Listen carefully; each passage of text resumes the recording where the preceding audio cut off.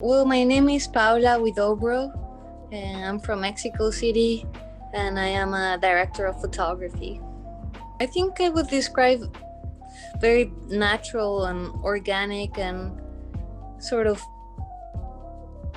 just, I think we didn't want to impose a style to the film. I think we wanted the beauty to come from the nature and from the story and from the characters. Like, I think the cinematography was kind of laid back and hopefully not, like, wouldn't get in the way. Like, you would just get right into the movie. Well, I've actually have worked with Sean since many years ago when we were both film students. So we sort of grew up as filmmakers together. We've done two short films and another movie, Talula, and then we worked together on a TV show. So I feel like we have a shorthand, and I know what she likes, and we enjoy sort of sitting and planning on the shot listing and imagining how things would be like and the blocking. So I think we know each other, so it's pretty nice.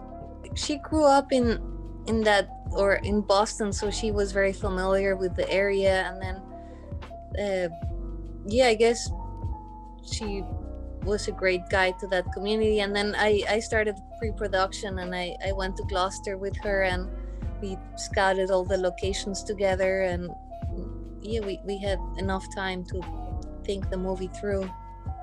I was very excited because it's a moving story, and I think it works in many ways and many layers, and it's easy for me to relate and to do a good job when you connect with the characters and the story. Yeah, I mean, I love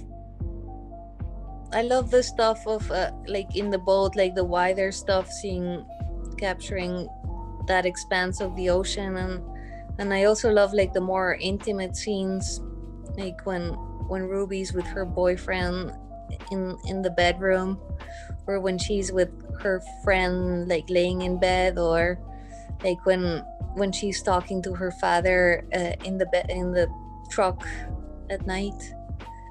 Yeah, probably the one of her and Miles when they're like trying to sing the song together in the bedroom, just because I don't know, it's just I can relate to that as when I was young, or just sort of like the emotion between them and sort of growing and like first love and like being shy but also being attracted. And I don't know, I thought it was quite special filming that scene.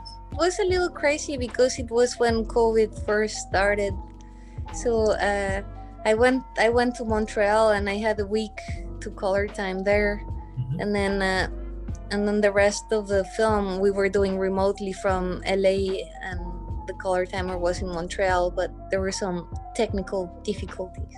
I think it was more like in a personal level, sort of learning about the deaf community, how it's like a whole different reality and perception of the world, and sort of, I don't know, just like the communication process and the understanding. And it was quite surprising and moving to me to see the subtitles and to finally be able to really communicate and understand what they were saying, and it was quite magical.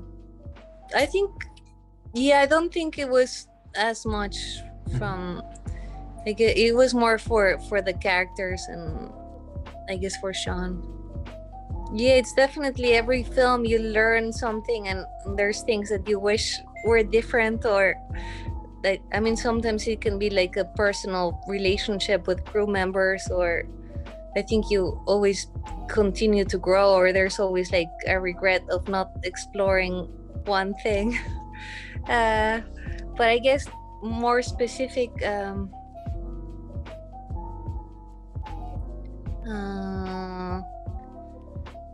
I don't know, I guess to me it was more of a I guess what I learned is like not to impose a style to something that didn't, to like to allow the film to be what it is, instead of like trying to put a stamp of like your own ego or something, like to let things be organic. And I think in Mexico there's a lot of culture and a lot of history with filmmaking, and there's a lot of opportunity of learning and being inspired. And when I was at AFI, the American Film Institute, I interned with a Chivo, with Emmanuel Lubezki. So I was lucky enough to like see him work when I was young. And also Rodrigo Prieto, he's incredibly nice, and I've also done some second unit for him. So I think, yeah, they're quite generous in like teaching other people.